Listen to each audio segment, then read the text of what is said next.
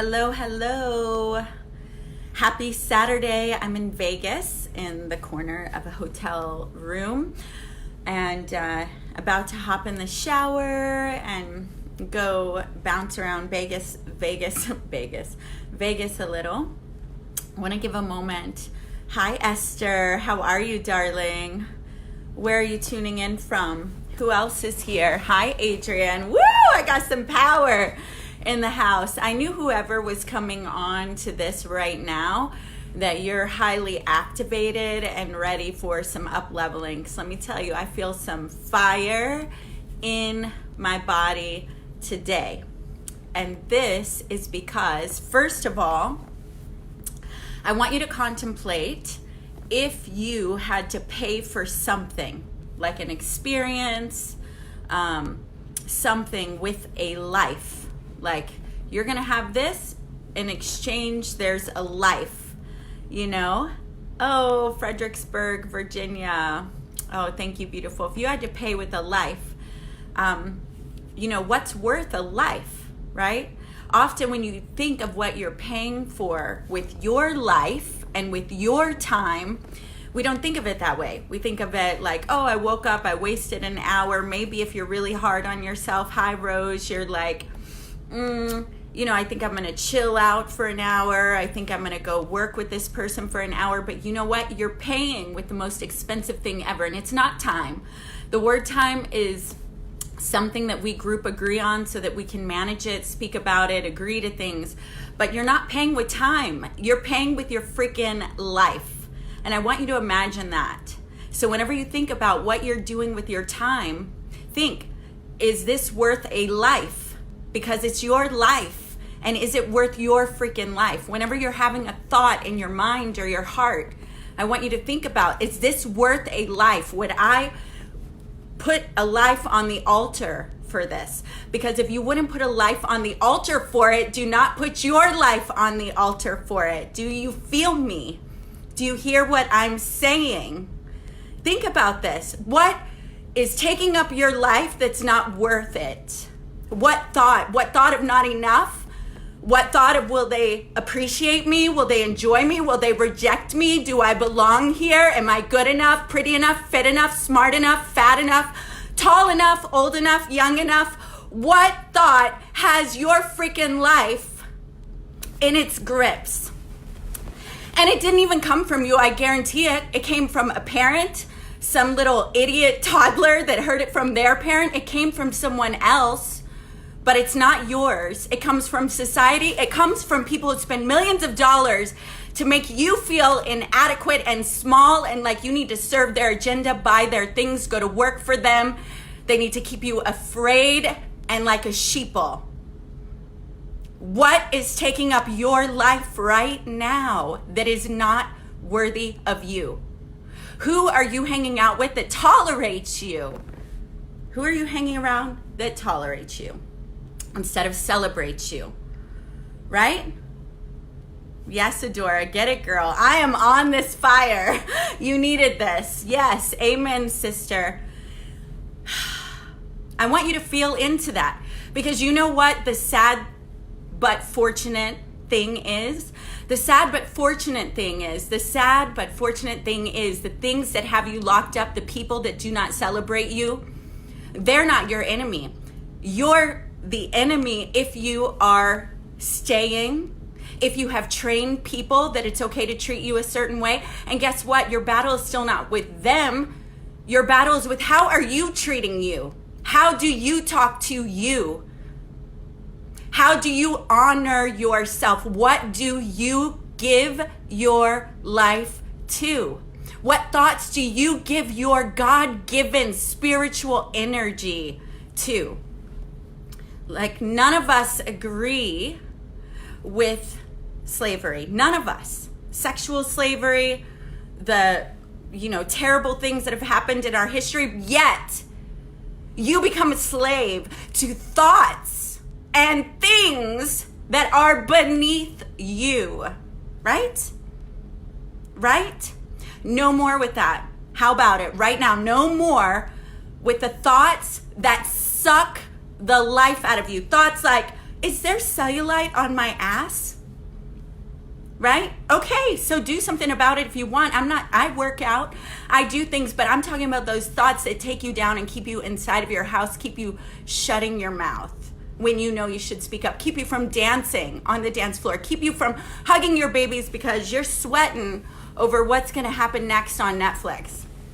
And look, I like a good show. I have my own shows. I love This Is Us, I love The Mayans. All right. So we went through that round. What's coming up with you? I want you to list right here, right now. What is a thought, a person, a place, a thing that has been holding you and is not worth you? Write it down and give it up right here, right now. I just want you to give it up because you are worth it. Your life is worthy of higher things, beautiful things, lovely things, things that you alone are called to do, to say, to experience. This is your queendom, your kingdom. You are God in a body, meaning we're part of God, right? You are an expression of God. You are a spirit that got to squeeze into a body. No more vampire thoughts. I love it. All right, no more vampire thoughts. Everybody say yes. Esther, no more vampire thoughts for Esther. No more vampire thoughts for me. I'm in with you on that. Okay, here's the other thing. And Esther, you were with me. We've been on this for a bit. Is this the idea that we've been sold, this lie that we've been sold of compartmentalism to the extreme, separatism to the extreme? This means in my work, I am one place. In my home, I'm another place. No, if you are loved, if you are happy, if you are harmonious, if you are spiritually guided, if you are joyful, if you are mostly an optimist, that's who you are everywhere that you are. And when you put on these masks to the extreme, you will blend and be blah and be numb and unhappy and look for other things to wake you up, to have you alive, to make you feel something. But when you own all of you, your grit, your things that you wish nobody knew about you, your mistakes, when you own all of it in complete love and reverence for the growth that you've had. Just like when we watch a baby go from crawling to walking and they fall down a bunch of times, we don't cuss at them, we don't call them idiots, we go, well done. That's how you learn balance. Well done. Well, guess what, sisters, brothers, well done. That's how you learn to love. That's how you learn to live, if you keep getting up. So stop holding all that guilt and shame about where you've been, not being enough. You are right here, right now, and you are just as capable as anybody else on the planet to live to the fullest, to speak your truth, to own your beauty. And it's only gonna happen when you put your feet in the ground and you declare, I am enough. I will no longer live my life in a lie that my thoughts are not enough, my desires are not enough, that I am not enough. I will stand in that I am called, I am loved, I came here to play an epic game, and I'm an equal player. I am an equal player, and I am a resourceful player. And then you step your foot in the ground and you own your voice, you speak your truth, you serve your clients, and you bring all of you to every table. And that alignment and that congruency will manifest to you a much higher level of living, which is the most important thing. Instead of chasing adrenaline, in inauthentic ways, you are the adrenaline, you are the joy, you bring the party, you bring the reverence, you bring the sacred connection, you bring the sensuality, you bring whatever it is that you love to bring, because this is your universe. And guess what? You are free. You are free, and no one can take you off your center for long, because you are shameless. You are in total honor of the holiness that you are. You are congruent. You are aligned. And guess what happens in that space? Other people get permission to be congruent and aligned. They also get triggered because they're afraid of their own congruency, because they're hiding from their own ability to be authentic or whatever. And that's okay. It's not your responsibility. You will win. Yep, sounds familiar. Abundance. That's right. So I just want to invite you, because if you're drawn to me and you watch me, I know that you have an epic, massive freaking calling on your life. And I know that calling isn't just about impacting the world in a positive way, which it is, but that calling is to be fully freaking expressed, all your capacity in every area of your life, not just your business life, right? It's your love life. It's your adventure, it's your creativity, it's your God expression. It's when you're on your deathbed and you look back and go, what a magnificent journey. It's that life. I adore you too, love. It's that life that you came to live, and you came to live it freaking fully. And guess what? God, Spirit, highest self wants you to. It is there for you. It is rooting for you, right? So what it takes is faith, and faith is a bold step, and it's also being a magnificent queen or king. So, you know, we have those moments in life where Spirit just lands on us, grabs you, just you're inspired and you know exactly what to do. And then there's the rest of life where you take a step, and you either take that step timidly, waiting for something outside of you to guide you, to tell you what's next, or you take it boldly and powerfully, knowing that the Spirit of the living God or the universe pumps through your veins, and that if you take a step in all of your clarity, that the next resource will appear and align itself with you, that you are the co-creator of reality with God, with Spirit. You are the queen or the kingdom of your world. And I want to invite you to take those bold freaking steps. Own your freedom. Choose it when you don't feel it. Choose it when you don't know what's next. That is faith, and it is power, and it is so much more. You know, what's the difference when you're waiting for the universe to prove its love for you? It's beautiful. We all have those moments, right?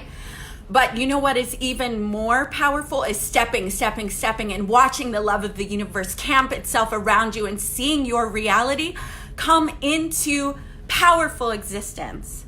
That's who you are. But it takes faith, and faith means you don't see it, you don't necessarily feel it, but you line up. God uses you in such an amazing way. Thank you. That is my prayer, Esther. You know what? I heard this saying by Stephen Furtick, and I love it. And that is that we're not waiting for a move of God. We are a move of God. You are a move of God. You are an expression of God that squeezed itself in the body. You are God waking up, remembering who you are and what you came to do. In order to do that, you've got to shake off those stories of not enough, of I don't belong, of is it okay, of is this the right step, who's going to tell me, who's going to rescue me. Guess what, girl, you squeezed yourself in here. You've got to choose. You've got to choose, and you will be safe. You will be taken care of. You will learn. You will know. You will go, not that one. Oh, and then eventually you'll start to go, ooh, yes, that way, that way, that way, that way. Because you will have chosen so much that your muscle for intuition and understanding when Spirit is leading you will be strengthened, and you'll also have faith in that you are loved, and whatever you choose is supported. All right, get yourself free. Get yourself free. You deserve it. It's your life. And when you're free, you free other people. You bring freedom into the room. You bring it to the chair you're sitting on. You bring it into the walls. You bring it, everything around you. It's impacted by that. And there's no way around that. Look, think of Earth. It's a container. It's a big container. It contains all these things, the ocean, the people, that just like your body is a container. You can't drink something in here without it impacting everything. So when you choose, I am worthy in the middle of I'm not worthy. When you choose, I am loved in the middle of I'm not loved. I am supported. I am wild. I am free. I am me, and I am here. When you choose that and you flood your body with love, with faith, with determination, congruency, alignment, the whole container is impacted. And that vibration moves to the other cells and the other things in the container.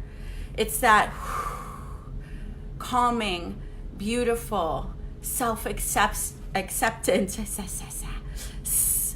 flooding the world around you. So even that act of self-love and self-management is impacting. It's very loving. It's the most loving thing you can do for the world around you. Well, it was fun sharing my fire with you. Oh my gosh, I just felt it this morning, and I'm so glad you all hopped on. Those of you who did, I know, I see you. I see you, goddesses. I see you, Spirit, with an epic calling. I invite you to your congruency. I invite you to show up. I dare you. I dare you. I dare you. Please take it. Lots of love. Thank you for the hearts. All right, if you love this, share it, like it. I need to give you a call to action. Share it, like it. That's good enough. Share it, like it. My invitation, my call to action is be bold today. All right? Mwah, mwah, mwah, mwah. Good.